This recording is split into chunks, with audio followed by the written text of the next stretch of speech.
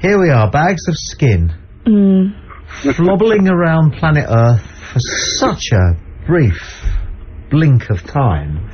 And in 100 years' time, none of it, anything that we've ever done, and all the love and mistakes will just be gone.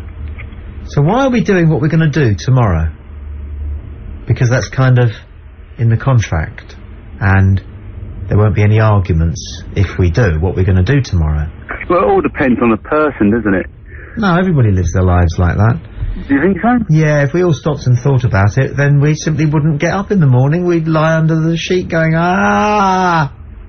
It's true, isn't it? Isn't it? No. Well, you would if you just acted for yourself, but you don't, do you? The reason why a lot of people will get up tomorrow morning is because of the role they play in someone else's life. Yeah. Which again is probably fictional and irrelevant if you actually boil it right the way down to what's it all about. No, but I don't think it is irrelevant, because that's the reason why we'll all get out of bed.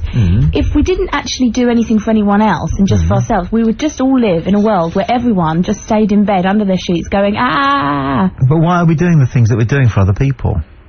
It doesn't add up again, not really. It wouldn't stand up in court, because we still know that there is the greatest likelihood that it's all nonsense. Well, no, I mean, you have to look after your kids if you want the world to keep on turning, if you want a future generation to exist. And they need you to look after them, so you have to get up tomorrow morning and be there for them. That's the deal I'm in as a result of having children. I agree with you. But nothing of any difference for the good is going to happen because I become a halfway decent father. I think you're wrong. Yeah, I'm starting to see what you're trying to get over, Tommy. Well, there is a sort of nothingness about it all, isn't there? I mean, I know this is nihilism gone mad, but I am something of a... I understand the whole notion of this thing, the jejune. It's possible that there's just no point. It's possible that we are a tiny speck of dust in an unimaginably large and uninhabited universe, whose beginning and his ending is beyond us, but is much vaster than the tiny little of time that we've got here. That's just... And we all know,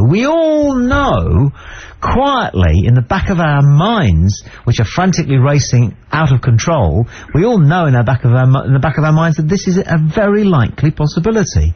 Yeah. And yet we'll go on acting logically and sanely the following day, which is testament to something, and quite magnificent in some ways, but I sometimes feel like giving myself time off and responding to the voices that say, why? Why not just lie there? Or do what you really want to do tomorrow? Mind you, I don't know what that is. If life is meaningless, then I don't know what I want to do tomorrow. So the possibility that there is some order about it all will drive me to do the things that I will do tomorrow, which are the same things that everybody will do, which is be a normal human being. But inside, I'm still going, why? Which is what we all do, especially when we're alone. But we don't like to think about it for too long, do we? No, not a good idea. Not a good idea, is it, mate? No. Anyway, how much time are you spending down the gym at the minute, then? Well, I'm not. Oh, right. But I used to a couple of years ago, but it bored me senseless. Down the gym? Yeah. Gyms are boring, aren't they? No, they're fantastic. They're not. They're dull. Oh, God. No, they are dull.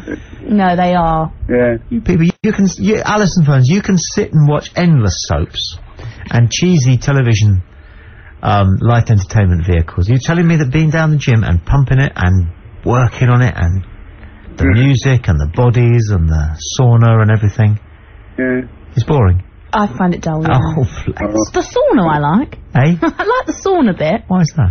I just quite like that bit. Why? And I like the jacuzzi bit. Why is that? Okay, what, the bit where you just sit there? That bit of being in the gym you like, sitting pounding away on the treadmill is not very exciting, is it? Oh, well, I think it's all right. Well, unless you've got a nice-looking figure in front of you to look at while you're doing it. That is part of it, isn't it, the gym? Well, the first gym I ever went to was in Brighton, and it was a male-only gym, and it was dreadful because it was full of grunters. Mm. You know the guys I mean? The guys who've got 280 pounds on the bench press, and they're giving it this, you know? Yeah. I walked past one of the grunters one day, and it was quite funny because he was a huge bloke. He was very menacing looking. And as I went past him, I sort of almost knocked into him, and men don't touch in gyms, God. But I sort of brushed him, so I went, sorry. And he turned and looked at me and he went, "It's all right," in this tiny little, tiny voice.